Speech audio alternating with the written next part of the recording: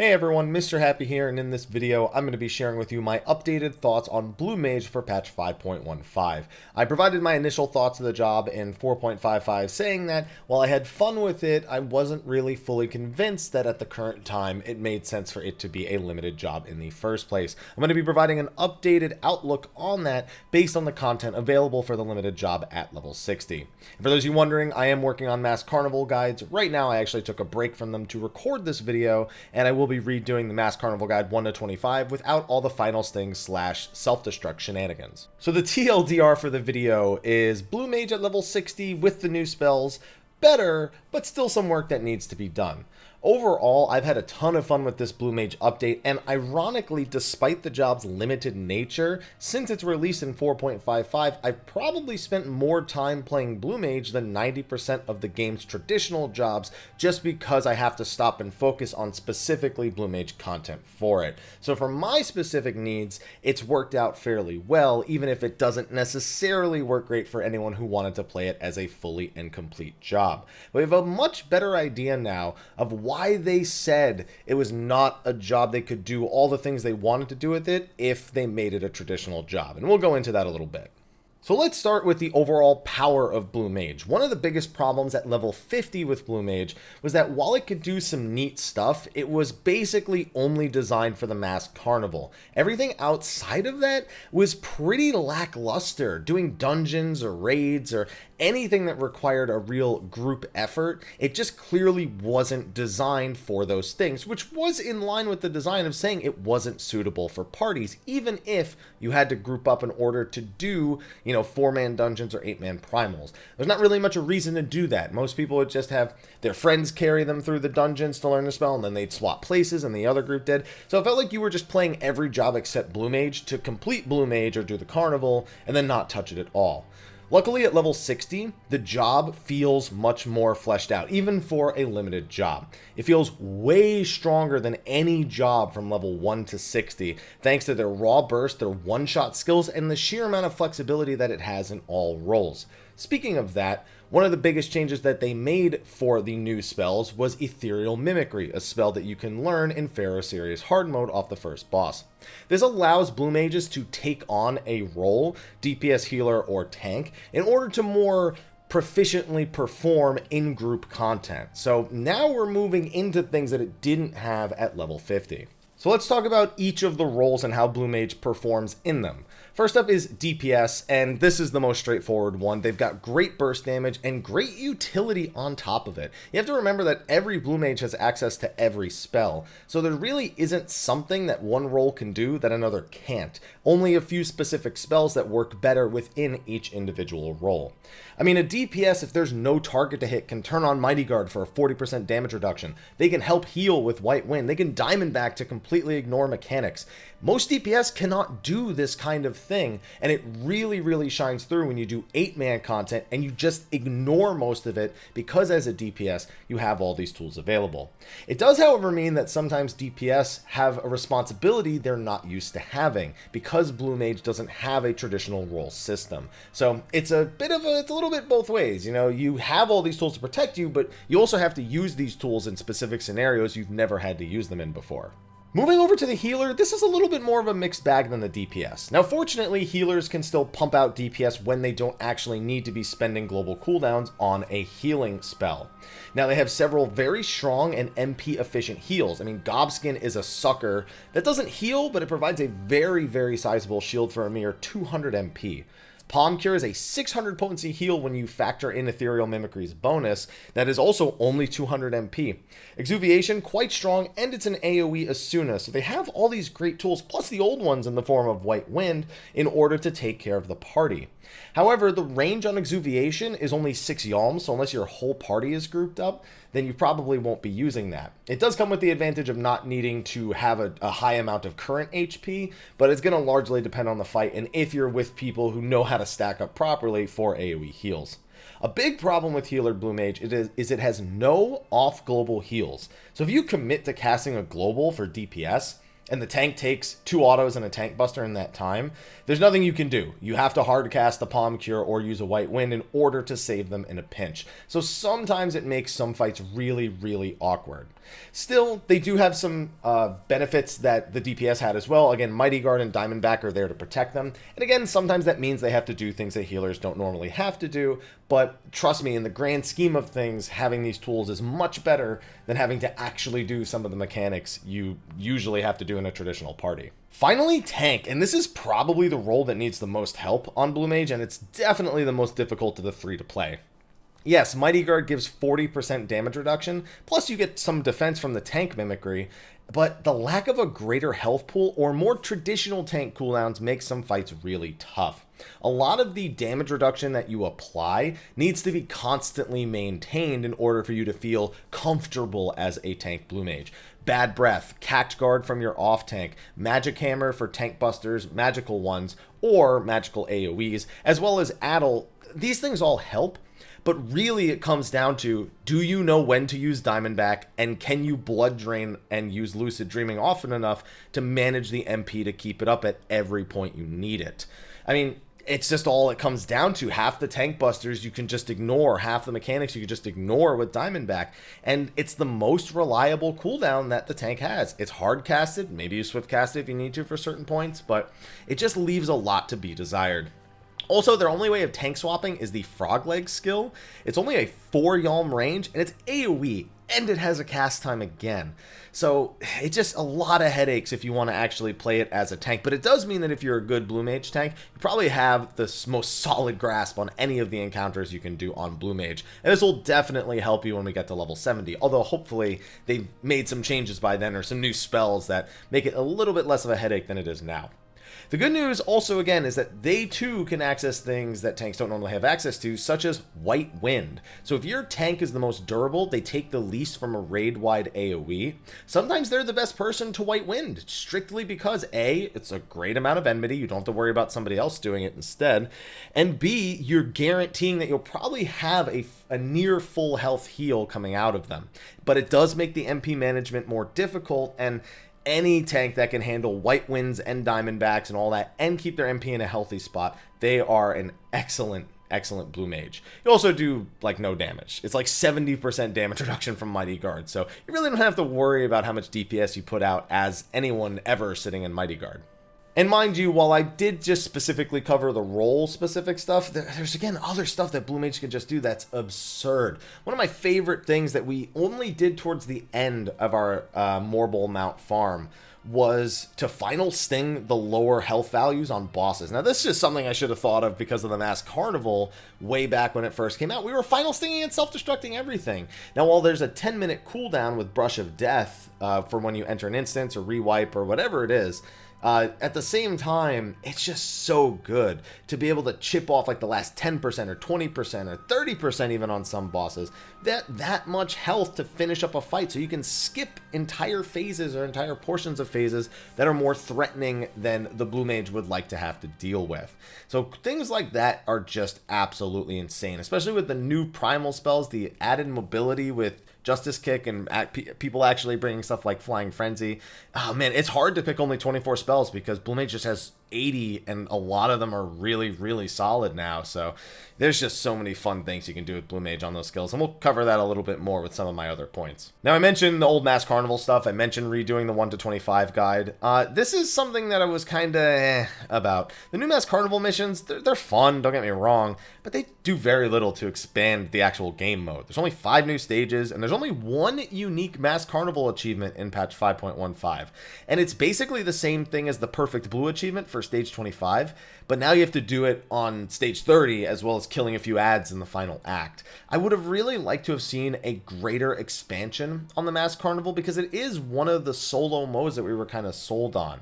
And while yes, every single stage is its own puzzle with your own Blue Mage spells, only 5 new puzzles as someone who just wants to, get involved in the carnival would not be very satisfying. You really have to be taking advantage of the other additions to Blue Mage and not just be kind of only sold on the carnival. Luckily, free allied seals every week, free teleports every week, always a good thing, and there are some more things to spend allied seals on, which we'll talk about in a little bit. Speaking of allied seals, the blue log is the next thing, and this is just basically like a one-time Wondrous Tales for the majority of the objectives. There's 62 objectives from A Realm Reborn in Heavensward, where you go in as all blue mage parties, synced, silence the echo. Actually, I don't even know if, I don't even think, you don't even need to silence echo for any of these, because none of them come with echo innately. So you only get echo if you've actually screwed up. But regardless, doing all of those dungeons, the 24-mans, the normal trials, it's actually hilariously fun on Blue Mage. I was like, oh, okay, I gotta do all these dungeons. Oh, never reap. And I was like, holy moly, I just ran up and swift cast level 5 death that boss. Like, I already knew you could do some of that from the level 50 update, but it really shines through. Like, I love doing dungeons as a Blue Mage. I love doing the 24-mans. We did Labyrinth of Ancients in 9 minutes with a wipe. That's insane. And also, the EX Primals, while they aren't as face-rolly as the other things, they present unique methods of overcoming a lot of the fights without the proper roles being set by encounters. You have to realize that even though the mimicry allow you to take on specific roles, that Blue Mage is technically labeled as a DPS. So when you have fights that like, oh, this will target the tanks, this will target the healers, everybody needs to be more mindful. And it definitely brings out a side of players that I feel is good to have. I often say you should at some point level every role and at least do it in the most basic of content. So you understand damage output, so you understand healing, how off global heals work. It just leads you to have a better understanding of the overall game. Blue Mage kind of offers that without actually teaching you anything about any of the fully focused jobs in the game, because you end up just having to do mechanics you've never had to do before. Whether it be, a big example actually was the first week of the Blue Mage log, Nidhogg Extreme was the weekly gold challenge. And during the second phase, there's mechanics that are supposed to only target healers or only target tanks, and you could have them go on completely the wrong people. There's blue tethers that if you take any damage while you have a blue tether on you, it heals one of the adds that you're supposed to be killing. And both your tanks can get that, whereas normally your main tank is supposed to get it and your off tank is supposed to provoke, and then that happens twice. You can have both your tanks get this, meaning everyone needs to be ready to pull the boss off of nail. You need like a priority system, and it leads to all these like responsibility changes that are just very, very abnormal and quite exciting to figure out. Second week, not as exciting. Garuda Extreme isn't anything too special to try and figure out, but there are some other good examples across the EX trials and the 8-man raids. I do have some concerns about completing the log after the first few weeks. I think everybody has that concern about any group content with Blue Mage in general. When people who are really, really excited for it just don't do it as much. It doesn't matter how much you like something. Eventually, it won't be as important to you. And as it becomes less important to more and more people, it makes the people who come later, makes it harder and harder for them to stay invested in it or even get invested until the next update happens and there's an influx of players again. So I still have that concern, but you know what? There's communities for Eureka still, a content that a lot of people talked down on and said they didn't like, and it got in too late. I'm hoping to see something along that lines with Blue Mage happening eventually. Now, going back a little bit, in patch 5.1, Blue Mage had a change. Now, this was before the level 60 update, and it made it so that if you do the content synced with Blue Mages, that the Blue Mages will learn the spell 100% of the time. And because I was already 50 with the spells learned, I really didn't get to appreciate this all too much. They also made it so unsynced, the learn rates were like 15 to 20% too. So they vastly increased the learn rates, and we were wondering if they were actually going to let that stand going into level 60 content, and they did.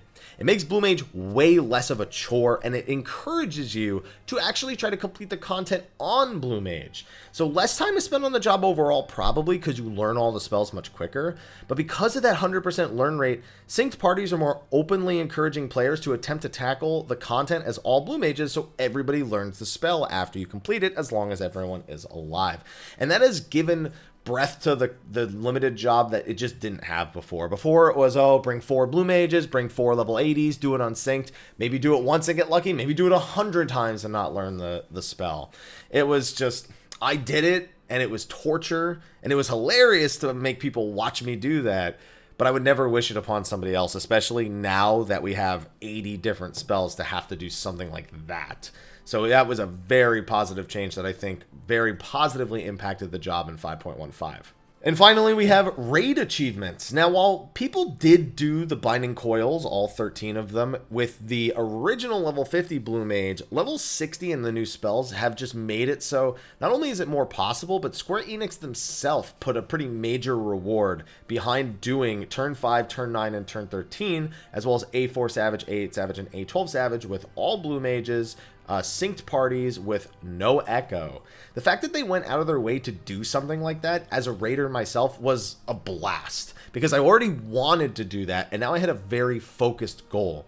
It allowed me to exercise my knowledge of the fights to make them a bit easier as opposed to learning them from scratch, but there was some great problem solving on Blue Mage in some of these encounters, especially A8 Savage. One of my favorite things also, to really exemplify how overpowered Blue Mage can be in some scenarios, is you can just straight up Diamondback through some mechanics that, you know, instead of asking people to learn them, you're like, alright, just Diamondback when I say so. This happens in Intermission 2, in Brute Justice, which is right before the final phase, and then there's even parts of it that you can do in the final phase, and it's just, you just laugh it off, and everybody can get through it, and it just, it's a lot of fun. I'm thinking back, and I've watched through my old kill videos, which are only like a week and a half old at this point, and it was a great experience, and I'd love to do it all over again, and I'd love to help people with it, because it's genuinely fun.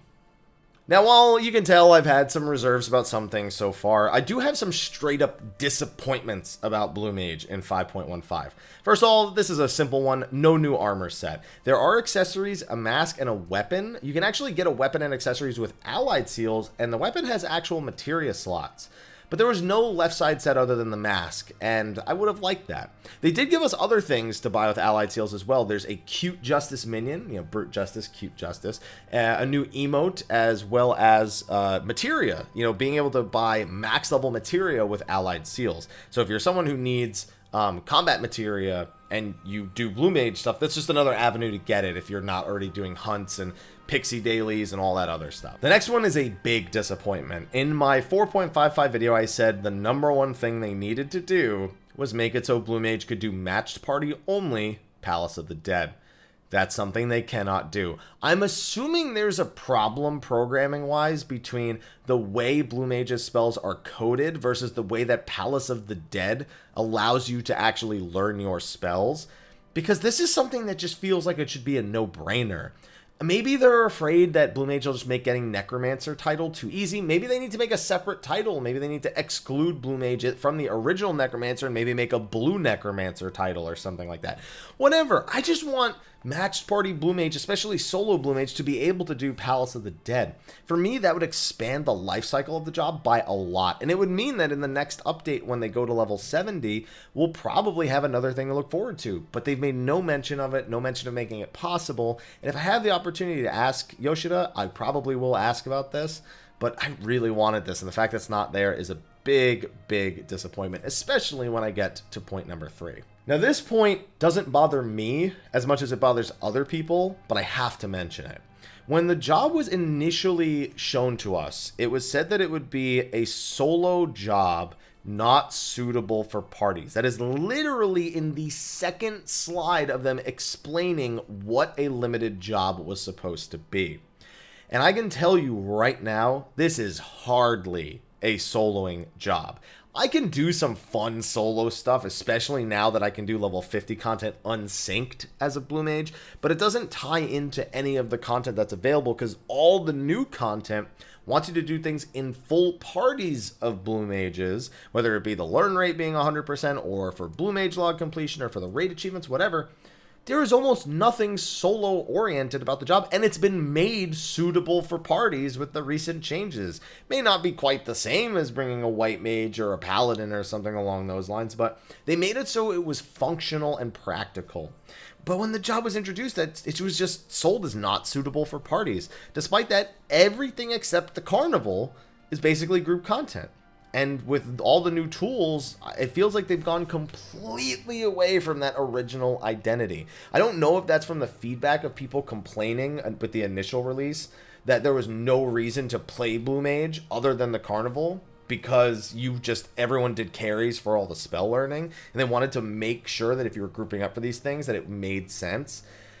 But then just don't call it, they shouldn't have called it a solo job. I would actually like to hear, again, an official statement on this and if their mentality of their design for Blue Mage has changed, because it just doesn't make any sense anymore. I kind of want to go through and try soloing some stuff just for the sake of it being called that and showcasing that it is possible, but that's not gonna make it more of that identity. You know, that doesn't do that. That's just me having fun. That's like me saying that Paladin's super OP because it can solo the level 60 EX primals. That means nothing. It's cool, and it's cool that Paladin can do it and probably does it better on some fights than most other jobs, or being one of the only jobs that can do it.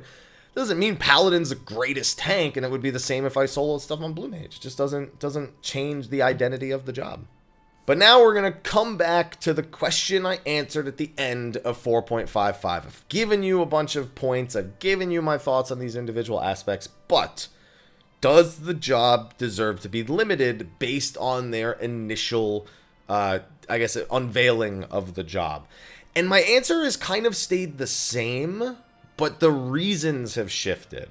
So in my 4.55 video, I said in the current design at level 50, it didn't make any sense for them to be a limited job. They were not stronger than any of the other jobs. They were not solo friendly outside of the Carnival. It didn't make sense. Now at level 60, we have more of a perspective, and it makes it a bit more of a question mark on if it was a good idea or not. Now, obviously, for anyone who wanted to main the job, it's always going to be the answer is no, it wasn't worth it. And I accept that. I would never try to change your mind on that because it's pointless, because you wanted to play it as one thing, and that's not what it is. So it's a totally reasonable thing to want. That being said, it still doesn't make sense to me as a limited job, but again, for a different reason. So before it was because it didn't do the jobs well enough. Now it does those jobs absurdly, although some of them better than others. Obviously, like I said, tank is a little bit weird the way you have to play, but let's just consider it a tanking style change or something along those lines. But now it doesn't make sense because it doesn't match what they said in a different way. Before they said it wasn't suitable for parties, and now it is. They've specifically given it things that makes it suitable to parties. Even if those things are completely bonkers and off the wall, it just feels like all their original identity has in either patch has not been 100% the way they said they envisioned it. So I think if it were to be this powerful, it wouldn't make sense for it to be able to do everything with everyone. But I still don't see why it had to be this way. I don't really care, to be honest, either, because I have played Blue Mage more than most other jobs in the game by sheer virtue of this limited job design, as opposed to leveling it to 80 and then never touching it for the rest of the expansion because I don't play casters normally. That's probably what would happen if it was a traditional job, but that's fine because that's how all the other jobs are, and it just kind of comes with the territory. It's just beneficial to me that it's designed that way, but that's selfish. So I'm not going to look at that as, no, it can't be, this doesn't, of course it makes sense. Come on, you just got to give it a shot. It just worked for me, and that's it. So I'm torn because now I have to say, well, we need to wait till level 70 because maybe there's more solo stuff there. Maybe they unlock Palace in Heaven on High. Maybe there's this. Maybe. But if I have to ask maybe every patch, eventually I'm going to get tired of asking maybe. So we'll have to wait and see level 70. Maybe I'll feel differently. For now, I'm still okay saying maybe. And I had a lot of fun with level 60 Blue Mage. I'd say do it. Unlock the spells. Get your free teleport tickets. Get the cute Justice Minion. Get the free materia. There's no reason not to reap in the rewards of what's there. And you might have fun. You never know. Even if you're someone who's vehemently against the limited job system, if you play it, you get to 60, you attempt some of the things like the EX Primals or the Savage Raids or whatever it is, you might find that you're having a fun time, even if it doesn't change your mind about what it is, and you're as confused as I am. At least try to have some fun with it. But anyway, that's going to be a wrap for my thoughts on Blue Mage. Now I got to get back to finishing my guide for the 26 to 30 Carnival. Be sure to like, favorite, subscribe, and share, and stay tuned. I've got actually a lot of videos on the dock, including the Versus series, which the caster one will not have Blue Mage in it. Maybe it'll have a meme. I don't know. Now that I'm thinking about it, maybe I should do a meme for the caster Versus that has Blue Mage in it. But anyway, thank you for watching. Be sure to like, favorite, subscribe, and share, and I'll see you all in the next one. Until then, take care.